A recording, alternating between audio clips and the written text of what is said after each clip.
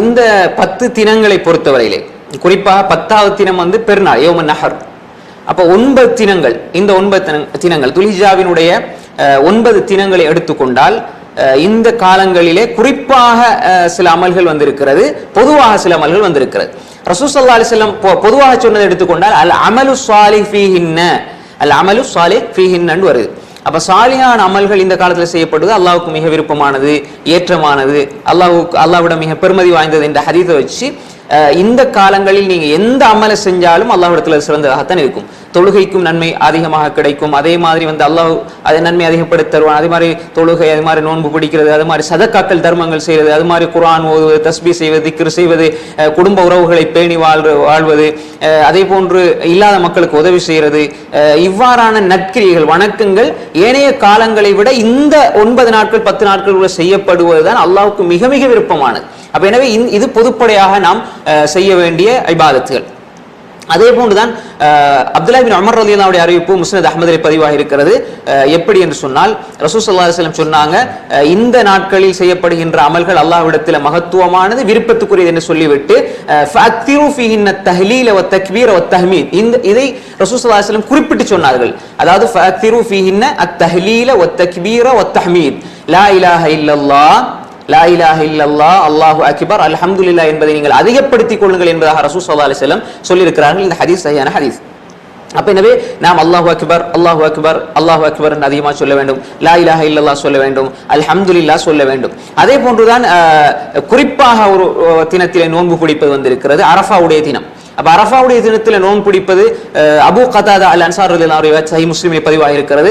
ரசூல் ஸல்லல்லாஹு அலைஹி வஸல்லம் சொன்னாங்க, இன்னி அஹ்தஸிபு அலல்லாஹி, அரஃபாவுடைய நோன்பை பொறுத்து ரசூல் ஸல்லல்லாஹு அலைஹி வஸல்லம் சொல்கின்ற பொழுது யுகஃபிரு ஸனா அல்லதி கப்லஹு வல்லதி பஅதஹு வஸனா அல்லதி பஅதஹு, முன்னால ஒரு வருட பாவத்தையும் பின்னால ஒரு வருட பாவத்தையும் அந்த அரஃபாவுடைய நாள் நோன்பு பிடிப்பதன் மூலமாக, அந்த அரஃபாவுடைய நோன்பின் காரணமாக, நான் பிடிக்கிற நோன்பின் காரணமாக பாவங்கள் மன்னிக்கப்படும். முன்னால ஒரு வருஷம் பின்னால ஒரு வருஷம். அப்ப எனவே முன்னால் ஒரு வருடம் பாவம் மன்னிக்கப்பட்டு பின்னாலே ஒரு வருடம் பாவம் மன்னிக்கப்படுகிறது ஒரே ஒரு நாள் நோன்பு பிடிப்பது. அதே ஒரு நாள் அல்ல, ஃபஜ்ர்ல இருந்து மஹ்ரிப் வரைக்கும் தான். அப்ப எனவே அப்படிப்பட்ட நன்மையை இந்த அரஃபாவுடைய நோன்பு உள்ளடக்கி இருக்கிறது. விரிவாக பேச வேண்டிய அரஃபாவுடைய நாள் என்பது விரிவாக பேச வேண்டிய ஒரு விஷயம். நோன்பை குறித்து நாம் 9வது தினத்தை, அதாவது துல்ஹிஜ்ஜாவினுடைய 9வது பிறையிலே நாம் நோன்பு பிடிக்க வேண்டும். அப்ப எனவே அதற்கு அப்படி ஒரு சிறப்பு இருக்கிறது. அப்ப இந்த 2 விடயங்களும் தெளிவாகவே நமக்கு வந்து குறிப்பாக்கி சொல்லப்பட்டிருக்கிறது. ஏனைய பொதுவான விடயங்கள் இந்த 10 நாளிலேயும் நோன்பு பிடிப்பது என்பது, இபாதத் செய்வது, ஏனைய கடமைகள் செய்வது என்பது பொதுவானது என்பதை நாம் புரிந்து கொள்ள வேண்டும். அடுத்ததாக இந்த காலங்களிலே வந்து நம்ம வந்து தக்பீர் அதிகமாக சொல்ல வேண்டும். தக்பீர் அல்லாஹ் அக்பர் அல்லாஹ் அக்பர் அல்லாஹ் அக்பர். அதாவது இந்த தக்பீரை பொறுத்தவரையிலே துல்ஹிஜ்ஜாவுடைய முதல் 10 தினங்கள், அதாவது துல்ஹிஜ்ஜாவுடைய முதலாவது நாள்ல இருந்து ஐயாமு தஷ்ரீக் பிறை 13 மகரிப் அசர் வரை, மகரிபுக்கு சொல்ல வேண்டிய அவசியம் கிடையாது, அசர் வரை வந்து நம்ம தக்பீர் சொல்ல வேண்டும். இதை 2 வகையாக பிரிப்பார்கள் அறிஞர்கள், தக்பீர் அல் முத்லக், தக்பீர் அல் முக்கையத். தக்பீர் அல் முத்லக்னா எல்லா இடத்துலையும் பொதுவாக சொல்லக்கூடியது. அதாவது துல்ஹிஜ்ஜாவுடைய ஆரம்ப நாள்ல இருந்து நாம் பொதுவாக எல்லா இடங்களையும் சந்தைக்கு போனா சொல்லலாம். அது மாதிரி நாம் தனித்தனி தான் சொல்லிக் கொள்ளணும். இது கூட்டாக சொல்லதில்லை, தனித்தனி எல்லாரும் சொல்லிக் கொள்ளலாம். அப்ப எனவே இது பொதுவாக இந்த 10 நாட்களையும் சொல்லப்பட வேண்டிய தக்பீர். அதனாலதான் வந்து இமாம் புகாரி ரஹிமஹுல்லாஹ் வந்து சஹீஹ் புகாரியுடைய 969வது செய்தி, அதற்கு மேலால் இந்த செய்தியை கொண்டு வந்திருக்கிறார்கள் முஅல்லகாக. ஆனால் இது வேற வழியிலே வந்து அபூபக்கர் அல்-ஹல்லால் ரஹிமஹுல்லாஹ் இஸ்னாத் சஹீஹா இந்த செய்தியை பூர்த்தியாக கொண்டு வந்திருக்கிறார்கள்.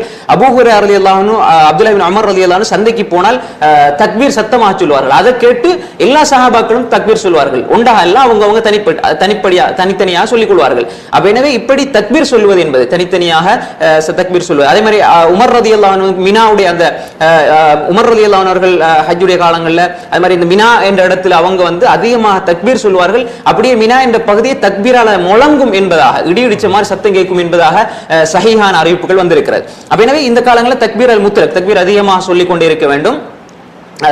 நான் சொன்னது அந்த புகாரியினுடைய செய்தி, அபூ ஹுரைரா ரலியல்லாஹு அன்ஹு, அப்துல்லாஹ் இப்னு உமர் ரலியல்லாஹு அன்ஹு, அது மாதிரி வந்து நிறைய சஹாபாக்களை தொட்டு வந்திருக்கிறது, நிறைய சஹாபாக்கள்.